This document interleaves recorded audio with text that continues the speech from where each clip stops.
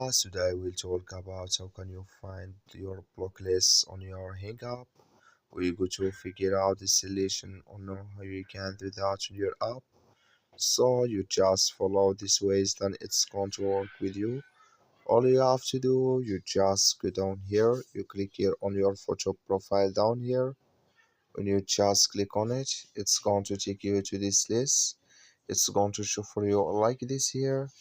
So then you go above this sign, click on it, then it's going to take you to next here. Then all you have to do now, so you just go down here, then you come here to block list, you click on it here. So then here you will find all, then you click here on block it here, and here you will find all blocked lists you have. I have nothing here, but if you have it, it's going to show for you in this list on your Hink app. So that's all you have to do. Thank you for watching. Don't forget to support us by liking, subscribe.